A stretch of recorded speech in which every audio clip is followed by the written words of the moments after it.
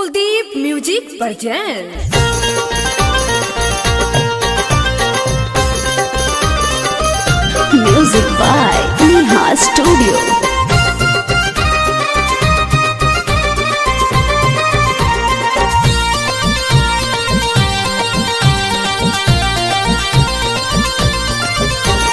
कतन खियाई चॉकलेटावा चॉकलेटावा मिले के दिले ना डेटावा देखावे ले अपनी सेटावा सेटावा मिले के दिले ना डेटावा कतन खियाई चॉकलेटावा चॉकलेटावा मिले के दिले ना डेटावा कतन खियाई चॉकलेटावा चॉकलेटावा मिले के दिले ना डेटावा हो।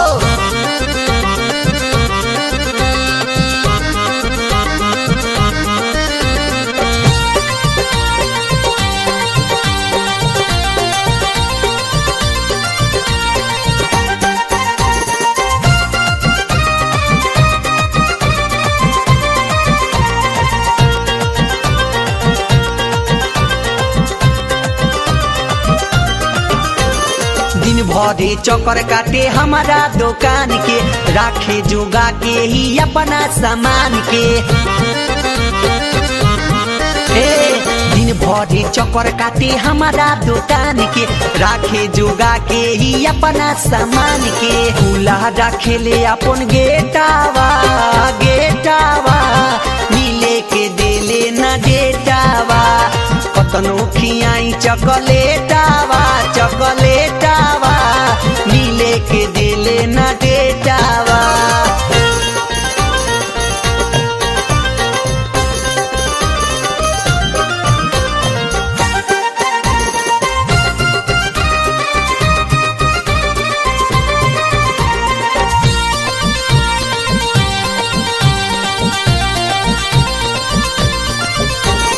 हंस के हंसा के कैलस हमके दीवाना एकरा चक्कर में निके लागे न खाना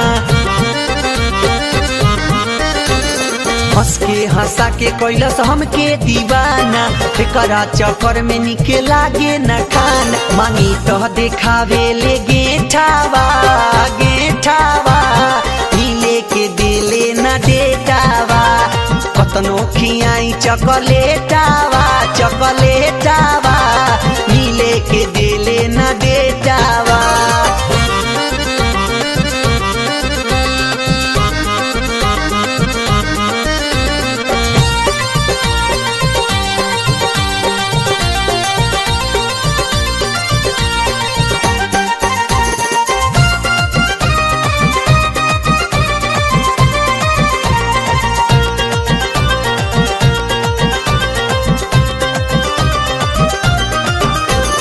ना जानी कौनी करे पढ़ाई लागता मुतिया पगइलु भाई ना जानी कौनी करे पढ़ाई लागे कि मुतिया पगइलु भाई राकेश से करे ले भेटावा भेटावा मिले के दिले ना डेटावा कतनो खियाई चॉकलेटावा चॉकलेटावा मिले के दिले ना डेटावा कतनो खियाई चॉकलेटावा चॉकलेटावा मिले के दिले ना डेटावा देखावे ले अपनी सेटावा सेटावा मिले के दिले ना डेटावा कतनो खियाई चॉकलेटावा चॉकलेटावा मिले के दिले ना डेटावा कतनो खियाई चॉकलेटावा चॉकलेटावा मिले के दिले ना डेटावा। मैं अमजद भैया के दुकान खाली कर दिलस।